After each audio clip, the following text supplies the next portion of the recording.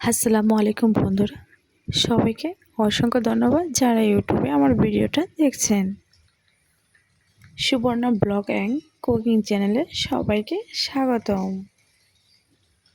অনেক দিন ধরে লং ভিডিও দিতে পারছি না, কারণ অনেক কাজের চাপ। তো হঠাৎ অনেক রোদে, প্রচণ্ড রোদে হঠাৎ করে মনে হলো কাঁচা কলা, আম আর বড়ই আচার দিয়ে ভর্তা খেয়ে নিই। যারা আমার ভিডিওটা দেখছেন অবশ্যই সাবস্ক্রাইব করে পাশে থাকবেন। পাশে থাকলে অবশ্যই পাশে পাবেন।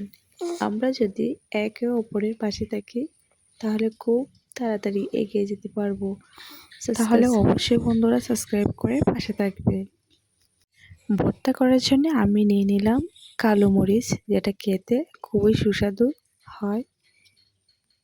এবার আমি নিয়ে নিব গন্ধ পাতা, যেটা ভর্তার টেস্ট অনেকটাই বাড়িয়ে দেয়। এই পাতাগুলোর কারণে ভর্তাটা অনেকটাই টেস্ট হয়ে যায়, অনেকটাই খেতে সুস্বাদু হয়ে যায়। জানি না আপনাদের কেমন লাগে, তো আমার ভালো লাগে। অবশ্যই কমেন্টে জানাবেন এই পাতাগুলো আপনাদের কেমন লাগে। বড় সাইজের কিছু পাতা তুলে নিলাম, কারণ বড় সাইজের পাতাগুলোতে খুব সুন্দর গন্ধ হয়। এখন আমি গাছ থেকে কিছু আম পেড়ে নেব। গাছটা অনেক উপরে, তো পাড়তে খুবই কষ্ট হলো আমগুলো। কি করব বন্ধুরা, যখন খেতে মন চেয়েছে তাহলে তো অবশ্যই খেতে হয়, তাহলে তো একটু কষ্ট করতেই হয়।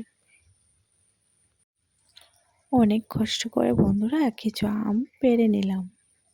তো এখন ওগুলো ভালো করে ঝুলিয়ে নিই, ভর্তার জন্য রেডি করে ফেলি।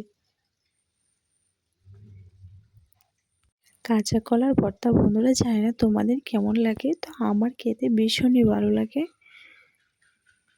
আমি সবসময় কাঁচা কলার সাথে তেঁতুল দিয়ে খাই, কারণ তেঁতুল আর কাঁচা কলার ভর্তাটা খেতে ভীষণ ভালো লাগে। তো আজ তেঁতুল নেই, সেই কারণে কাঁচা কলা, আম নিয়ে নিলাম, বড়ইয়ের আচার, লবণ, মরিচ, এই সবগুলো এখন এক করে ভালো করে মেখে নিব। সাথে থাকার জন্য বন্ধুরা সবাইকে অসংখ্য ধন্যবাদ। যদি ভিডিওটা ভালো লাগে তাহলে অবশ্যই লাইক কমেন্ট করবেন, সাবস্ক্রাইব করে পাশে থাকবেন।